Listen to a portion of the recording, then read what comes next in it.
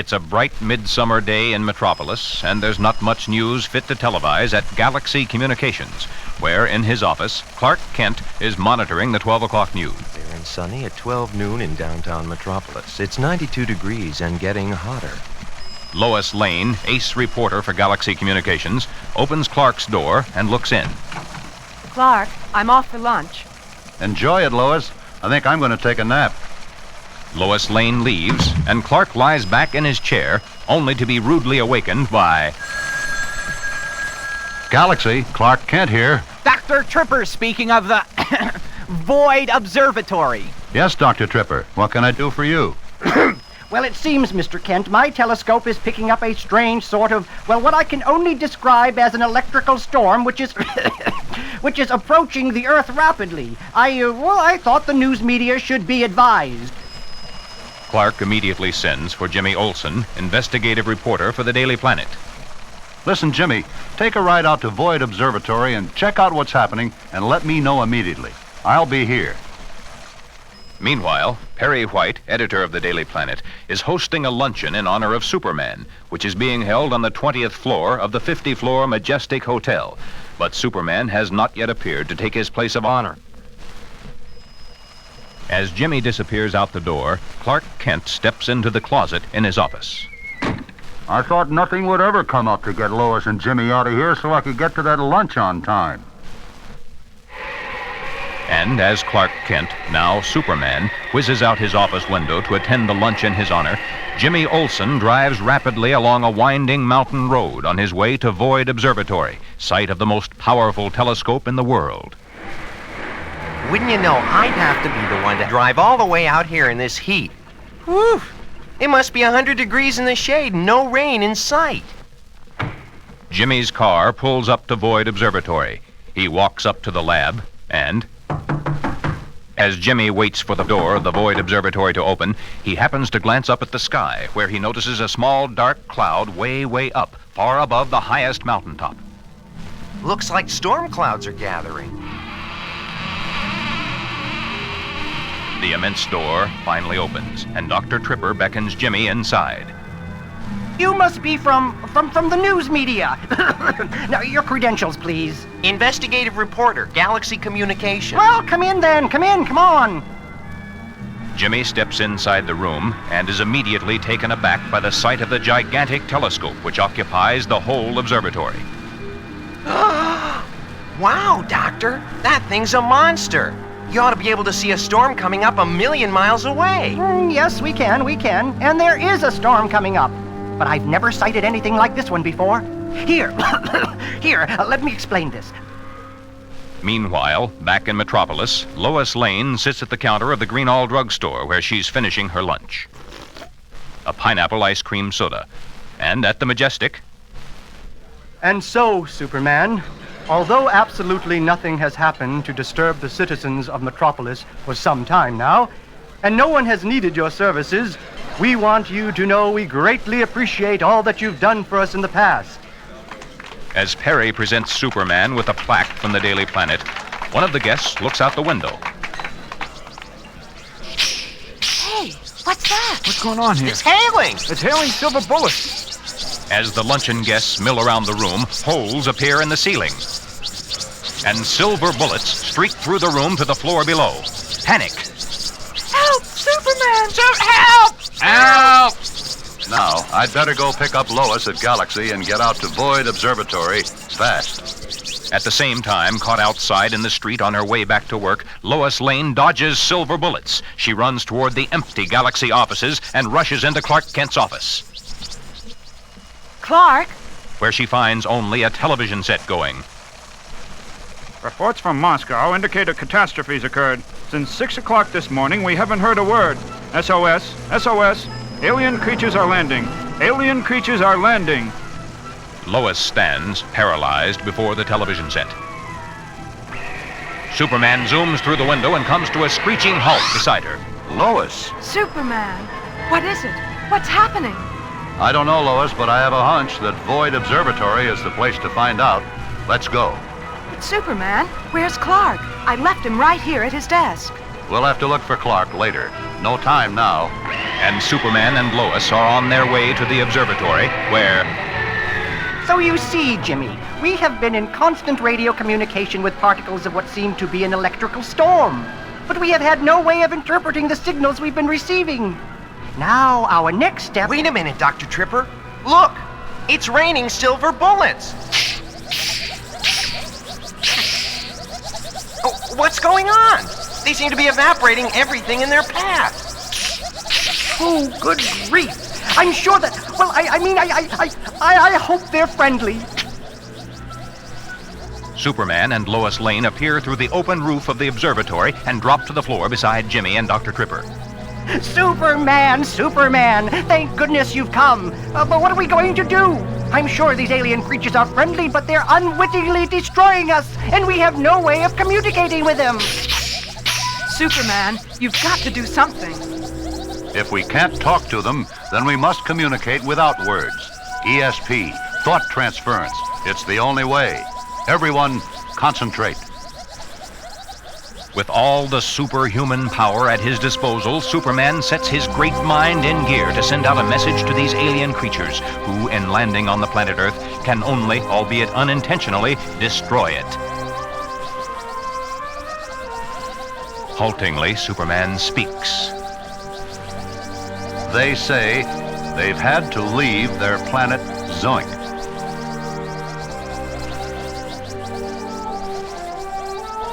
Because it has become uninhabitable. They say that the planet Earth is a good place for them. Once again, Superman focuses his mind power on the incredible problem of communicating with creatures who speak no language known to man. Help me, everyone. Help me to explain. And the birds, the trees, the earth people, the fish, the flowers cry out. To each its all. To all its space. Give the world back to the world. Please, friends, give the world back to the world. Alien creatures, you will destroy our life on the planet Earth if you land. Alien creatures, you are destroying us. Silence. Superman, they've stopped falling. Look, they're hovering just off the ground. They don't look like silver bullets. They're like beautiful silver hummingbirds. Oh, Superman, where will they go if they can't stay here? Yes, Lois, that's what they're saying, too. His incredible vision, already 1 trillion times sharper than that of any ordinary being, Superman steps up beside the giant void telescope, and with no need of the aid of the most powerful telescope known to man, Superman gazes farther out into the universe than any human has ever dared or even tried to see. Yes. Aha, there it is. A planet in the exact same orbital relationship to its sun as Zoink and the Earth are to their suns, but in an entirely different solar system, of course, from ours and theirs. Our radio waves have confused these little creatures and thrown them off their course. Once again, Superman concentrates. Like a laser, his mind beams the exact course they must take to the silver creatures who wait shivering just a foot above the Earth's surface. Then, like a plague of locusts, the alien creatures rise up into the sky, up until they become once again a tiny, tiny dark cloud above the highest mountaintop, and then, finally, can be seen no more. You did it, Superman. You saved us. And you saved them, too. Once again, we have you to thank, Superman, for saving the world from total destruction. Oh, my goodness. Clark, we've got to get back to Metropolis and find him. All right, Lois, you drive back with Jimmy. I'll scout around and see if I can catch sight of him. Back at Galaxy Communications a few hours later. Clark, thank goodness you're all right. I was so worried. Where have you been? Well, actually, Lois, I was under the desk when you and Superman were here, but I was too terrified of getting hit by a silver bullet to come out and let you know I was here. What happened? I sure wish it would rain.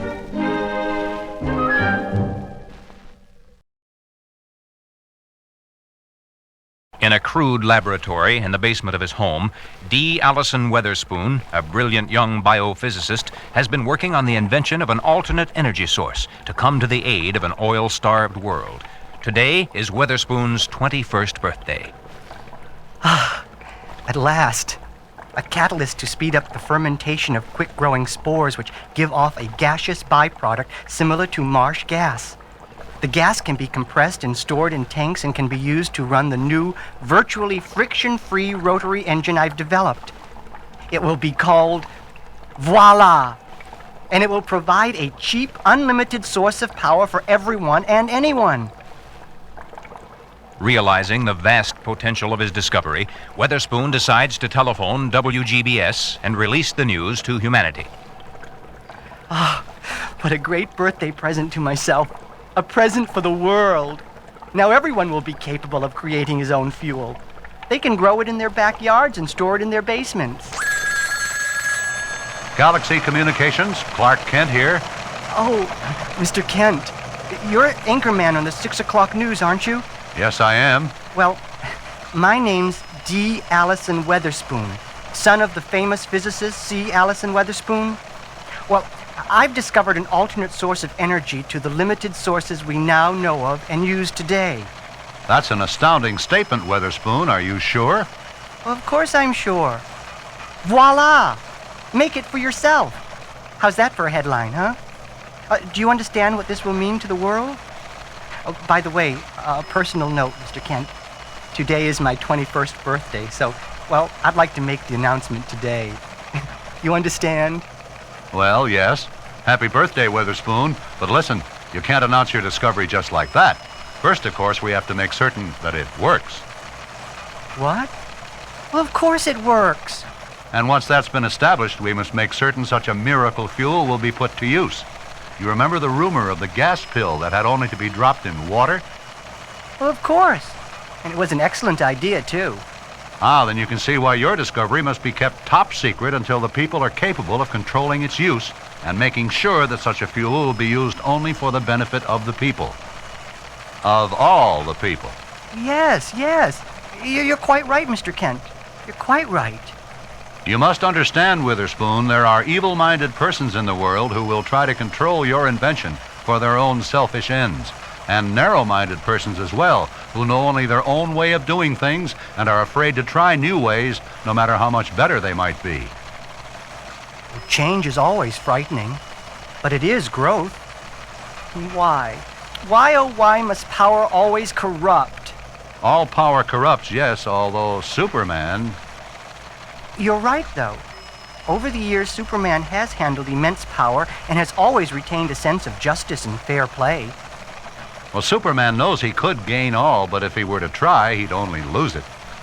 You know, Mr. Kent, while we've been talking, I've decided to place my invention in the hands of Superman. Well, he's just the person I need right now. A man with nothing to gain and nothing to lose. A man who's proved himself to be on the side of humanity. I think that's a very good idea, Dr. Weatherspoon, and I think I know just where Superman can be found at this moment. Incredible! You are a Superman, Mr. Kent. You've helped me out enormously with my problem. So what if I can't announce my discovery on my birthday? It won't kill me, huh? Well, anyway, today I received my inheritance from my father, and it includes a paper which was to be entrusted to me on my 21st birthday. I assume I'll be the inheritor of another of my father's fabulous inventions, as well as my own. Well, I can't wait to read my father's letter now.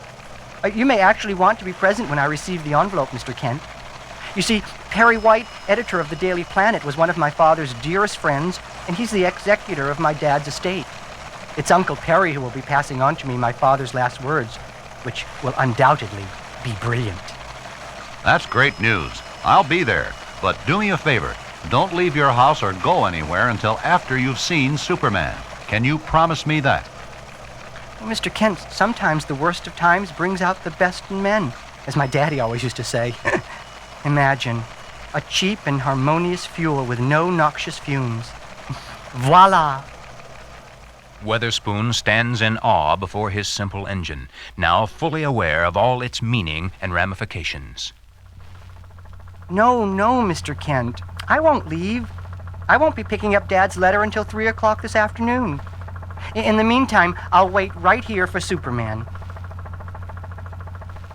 At the same time, in an abandoned subterranean atomic silo, 80 miles beneath the crust of the Earth, monitoring Allison's conversation with WGBS, the forces of evil, of protective device and self-interest, are gathering every bit of information they can get in an effort to put together a scheme to learn Weatherspoon's secret and thereby gain control of the miraculous fuel by whatever means necessary. Back in Weatherspoon's basement.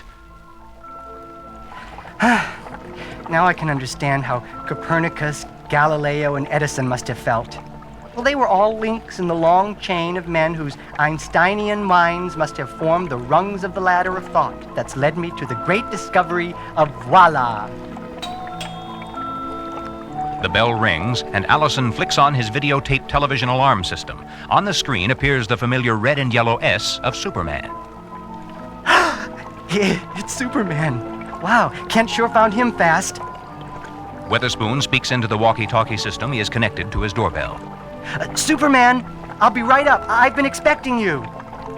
Allison races up the stairs 2 at a time, opens the door, and at once feels a tiny prick of pain as one of the 2 thugs who's waiting beside the doorway plunges a giant hypodermic needle into Weatherspoon's right arm, a needle containing a combination of an instant sleep-inducing drug and a truth serum.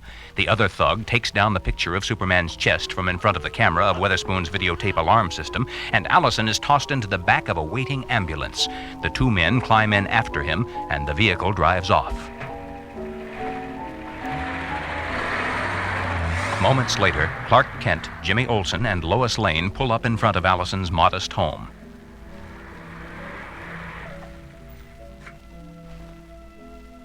Look, that's funny. The door's slightly open. Something strange here. That door shouldn't be open. Jimmy and Lois stare at Clark, who has bent over to touch a minuscule drop of red on the doorstep. Clark speaks as if to himself. Blood. Clark, you're half blind. Don't be such an alarmist. I don't see anything there. Still bemused by his discovery of a drop of type B blood on Weatherspoon's doorstep with the aid of Superman's X-ray eyes, Kent zooms in on a counter in Allison's laboratory. Allison pricked his finger on a broken test tube last week. Sure enough, there's a spot of type B blood on the counter. Anyway, Clark, you wouldn't know blood if you saw it. Anytime there's any danger, you're never around. I'm a pacifist, Lois. I deplore violence. So I've noticed.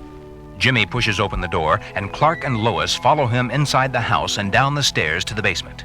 Dr. Weatherspoon, Allison, are you here? As the trio walk down the stairs, Clark scans the house to confirm to himself what he already knows. Allison is gone. Hey, look at this. Weatherspoon left a funny-looking engine going. He'd never go off and leave something like this running, would he? My worst suspicions have been verified. If Allison's secret should become known to the wrong people, entire economic systems could be destroyed, an immediate empire could be built, and once again, mankind's the loser. This is a job for Superman.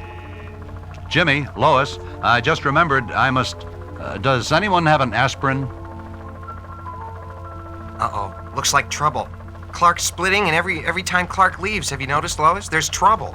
As Clark runs back up the basement stairs and outside, Clark, where are you going? Clark spots a taxi and hails it. I'm going back to the office in case Weatherspoon calls in. You 2 take the Galaxy limo and drive around the neighborhood and see if you can find him. Check with the neighbors. Maybe they know where he's gone off to. Galaxy Communications driver, and hurry. Okay, Mac. As the taxi pulls up in front of the Galaxy building in the shelter of the cab and faster than any human eye can see, Kent leaves a $1 bill on the seat of the cab, changes into his natural role as Superman, and is flying through the sky above Metropolis on his way back to Weatherspoon's to pick up the trail of the missing scientist before the taxi driver can turn around to tell his passenger how much he owes him. What? Where'd that guy go so fast? You think he was Superman? Superman's X-ray vision spots the faint tracks of what might be an ambulance pulling away from in front of Allison's house. That's interesting. First, a minuscule drop of blood on the doorstep that could easily have come from the prick of a hypodermic needle, and now, looks like those tire tracks could have been made by an ambulance. Aha! There it is now, pulling up in front of the abandoned atomic silo site just outside the city. I can see nothing inside the silo. It's lead-lined, of course, due to possible atomic radiation. Up, and then spinning himself rapidly around in a counterclockwise motion, his arms in dive position, Superman transforms himself into a human power drill and plunges down 80 feet below the Earth's surface, boring closer and closer toward the headquarters of CSDC, Counter System Development Center, headed by none other than Malcolm Mullick, known to his friends and enemies alike as Mole. Meantime, inside the silo... Let's see whether or not the truth serum's taken effect on our friend Dr. Weatherspoon. The drug administered to Weatherspoon has been perfectly timed so that as the sleeping potion wears off, the truth serum immediately begins to take effect. Allison moans, and his eyes flutter open. Ah, Weatherspoon, your formula. But Weatherspoon's psychological resistance to the truth serum is so strong that his whole body has gone rigid, as if he were paralyzed, and he can't even open his mouth to speak, even though, under the influence of the serum, he'd be more than willing to tell the truth to the Mole if he could. Mole, just about to grab Weatherspoon and shake him until he talks, steps back as Superman bursts through the lead side of the silo, throws his indestructible cape about the three men like they were three leftover Brussels sprouts about to be wrapped up in saran wrap and put in the refrigerator to keep.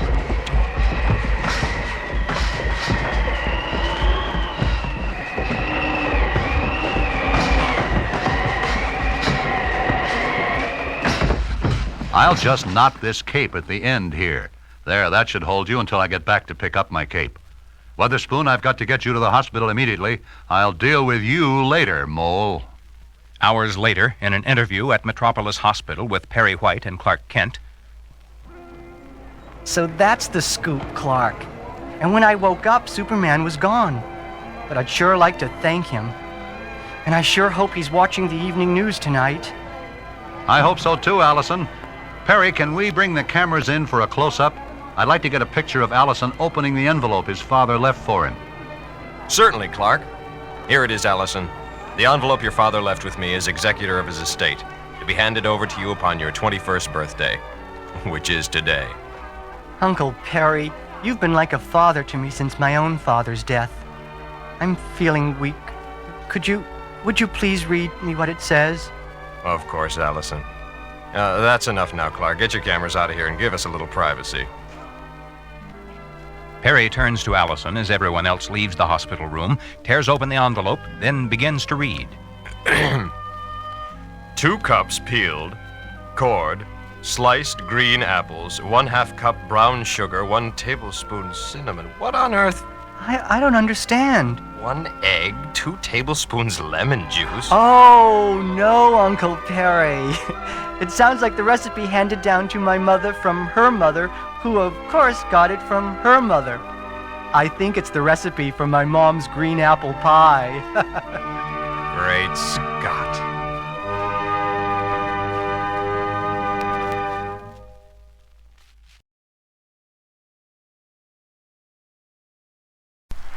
At a hard rock concert at Metropolis Stadium, 80,000 screaming kids are dancing in the aisles to the great beat of the Tones, the world's most popular rock group.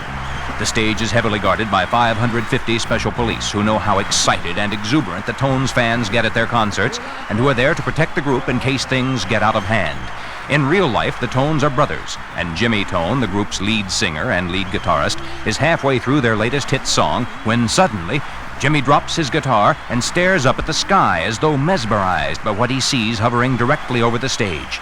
Slowly, a net is lowered out of the belly of the jet helicopter. The crowd has spotted the copter too, and a frantic scream goes up as their fans realize the Tones are about to be scooped up into the net and carried off.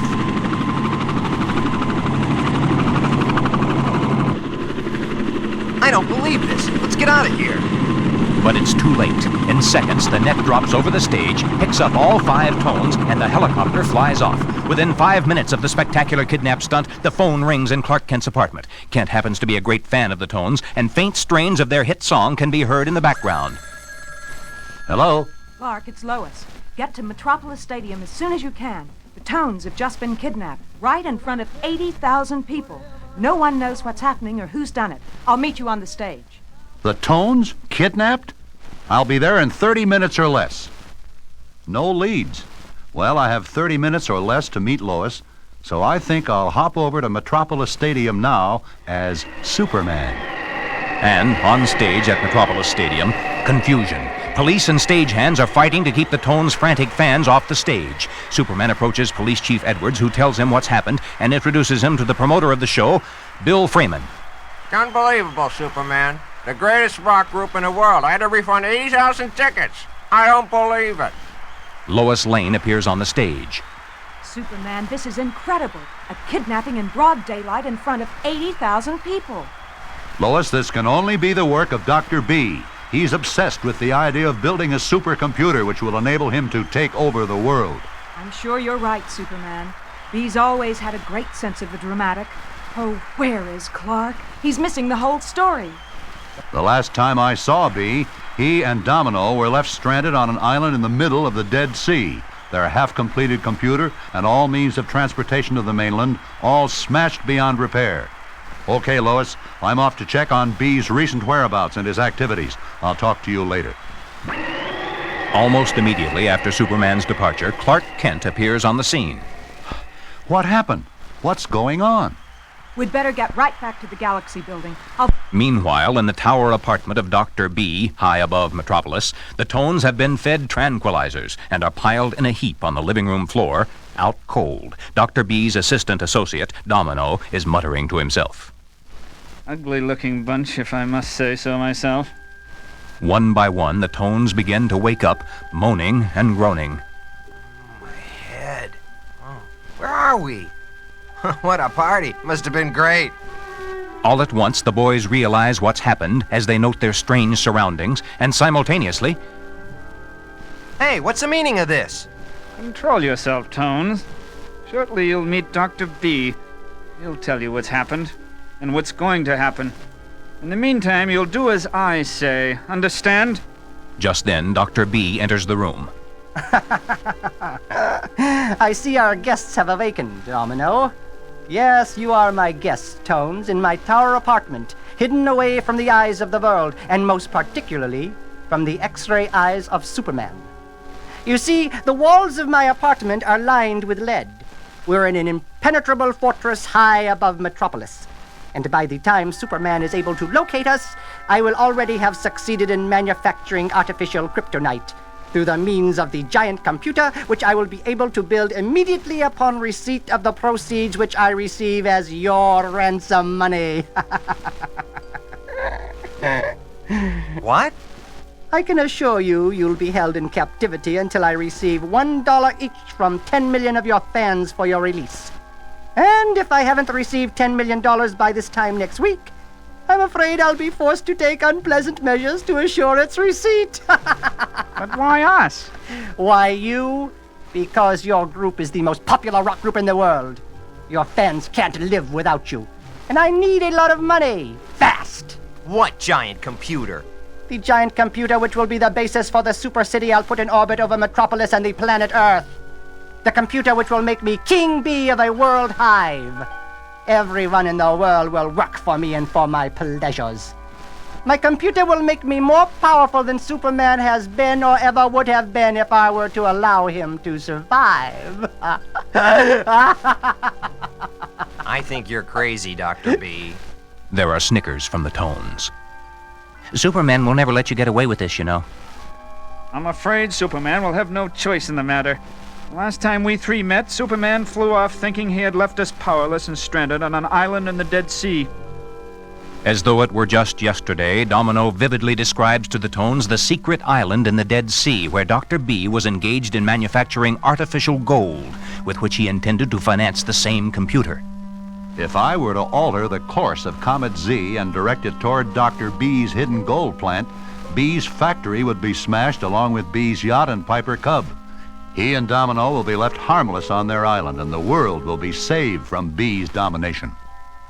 Comet Z smashed our factory and all means of transportation, but miraculously, Dr. B and I escaped. only to reemerge now with an equally bizarre scheme to gain a lot of money. And that evening, Clark Kent, anchorman for the 6 o'clock news on WGBS, is unceremoniously cut off in the middle of the story on the sensational kidnapping of the Tones. And Dr. B's face unaccountably appears on the screens of the television sets of everyone around the world. Today, as you must already have learned, I kidnapped the Tones. Your idols will remain unharmed if and only if I receive $1 each from 10 million Tones fans within 7 days. You may mail your dollars to Post Office Box 65, Grand Station, Metropolis, USA. Zip 10004. By the next day, the post office was flooded with letters addressed to Post Office Box 65. By the end of the day, over 4 million letters had already been received by Dr. B. And at Galaxy Communications, in the office of Perry White, fearless editor of the Daily Planet. At least we know this much, Perry. Dr. B will stop at nothing in his pursuit to rule. Therefore, he must be stopped. But how? He has the Tones and will hold them hostage in his impenetrable lead-lined fortress unless and until he manufactures his artificial kryptonite with which he'll then render you powerless. It looks like I'll just have to build a better computer than B does. One that will outthink B's computer and render it harmless. But what about the Tones? Don't worry, Lois. The Tones will be all right. Their fans will free them.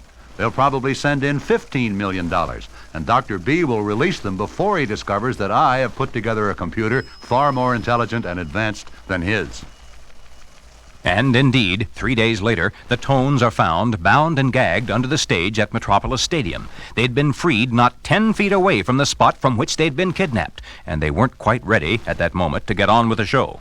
While circling in the skies above the planet Earth, Dr. B has programmed his computer to produce artificial kryptonite particles, which he'll then feed into the Earth's atmosphere, thereby polluting the air with kryptonite and leaving Superman powerless forever. Domino! Throw the switch! There it goes, Dr. V. But wait. What's the matter? There's something wrong here. The indicator light is blinking red. What's happened? That's the computer. All right. Here comes the answer. What does it say? The card reads, I have been superseded by another computer. That computer belongs to Superman, and it is much more intelligent than I. I can do nothing to harm Superman because his computer will blow my fuses if I ever make such an attempt. I don't believe it! Domino, throw the switch one more time. As Domino throws the switch against the warning of the helpless computer, the fuses within the giant machine are blown with such force that B's circling city-to-be is thrown completely off its orbit and out into space, ostensibly free-falling for eternity, as Dr. B screams, You think you're rid of me, Superman, but I'll be back, and next time I'll win!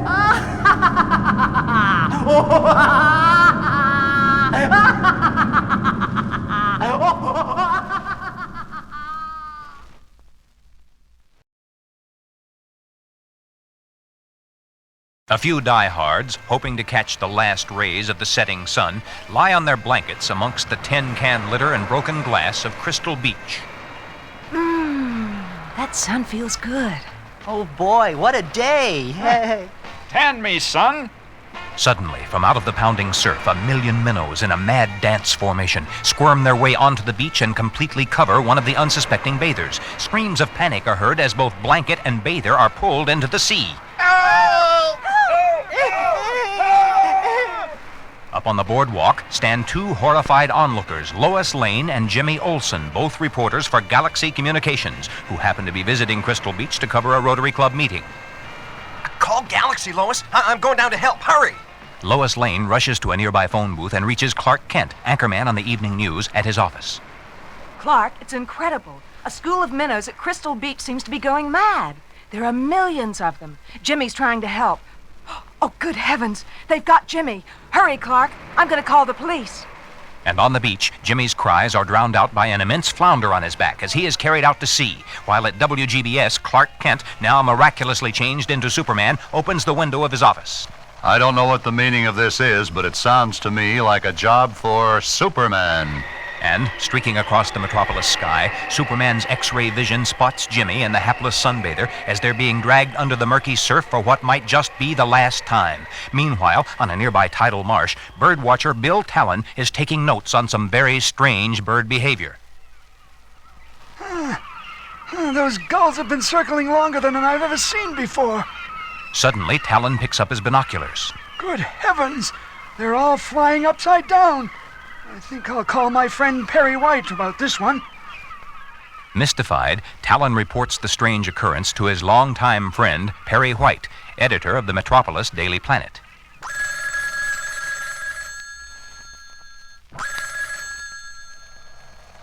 Yes, Bill. Very interesting. Yeah, I'll send Jimmy Olsen out to check on this immediately. Well, Clark? Where's Jimmy Olsen? Clark? Unable to locate Jimmy, Perry stops by the office of Clark Kent, Jimmy's longtime friend and co-worker. Clark? Oh, for gosh sakes, they're both gone. Where is that Clark? Biggest story in days. While at Crystal Point, Superman dives down into the sea and pulls the 2 drowning victims to the boardwalk, where Lois Lane has been anxiously watching the macabre scene taking place on the beach. Oh, Superman, thank goodness you've arrived. How did you know? No time for answers now, Lois. I've got to find out what's causing this strange behavior in our fish population. As he looks out toward the crashing ocean, Superman's X-ray eyes and high-intensity ears detect the high-pitched voices and forms of 7 bottlenose dolphins.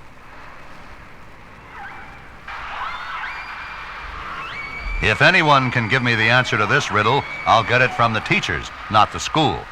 Wait here, Lois. Up, then, in a dive that takes the Man of Steel hundreds of feet beneath the fouled waters, Superman swims down, faster than an atomic submarine, and finally settles in the depths of the murky waters and begins to decipher and learn the unique porpoise language. Yes? I understand. Your aquasphere has recently been polluted by a foul-smelling substance.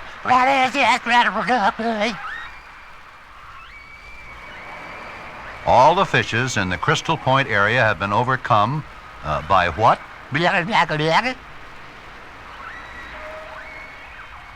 Oh, you call it the tidal marsh madness. And because you dolphins breathe air, you have not gone mad, but you're having much trouble.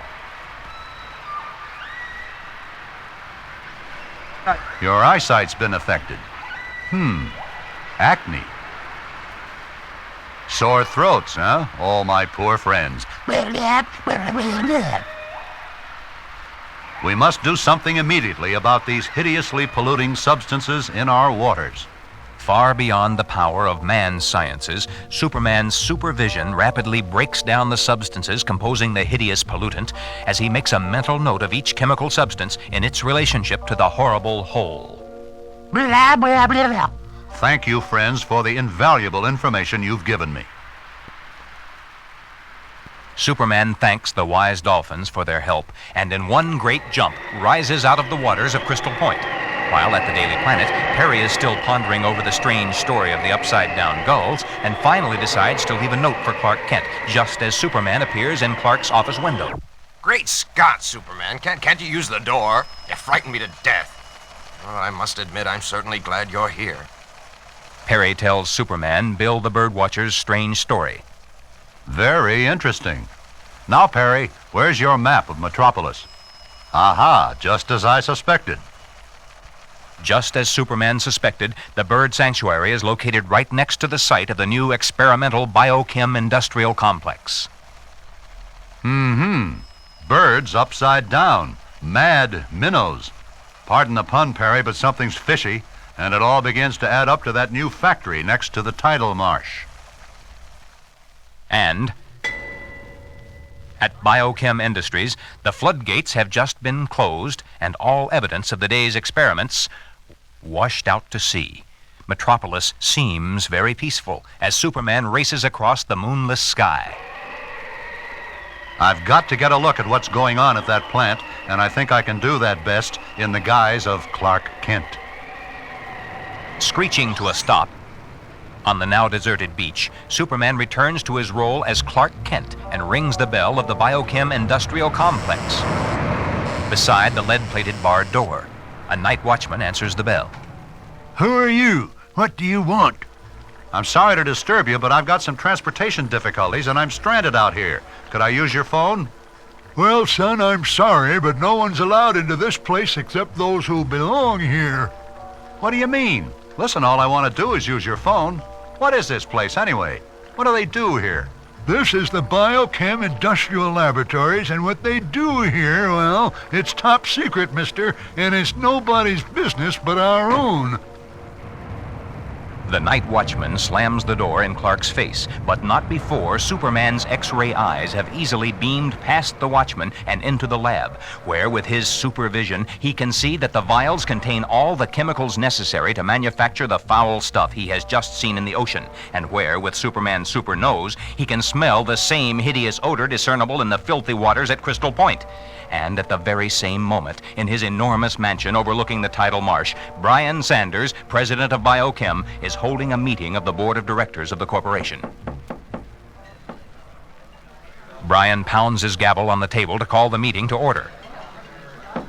We have only one thing for discussion tonight, and that's our experiment. We must press ahead quickly. If we work fast enough, we'll easily outmaneuver our competitors, and very soon Biochem will control the whole chemical market completely.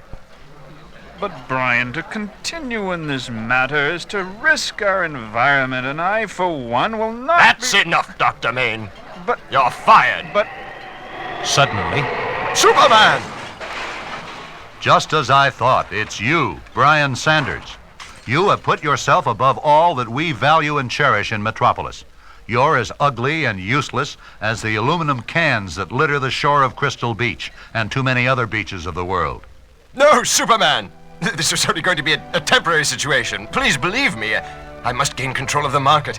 If I do, maybe people will respect me as they respect you. Oh, please, Superman.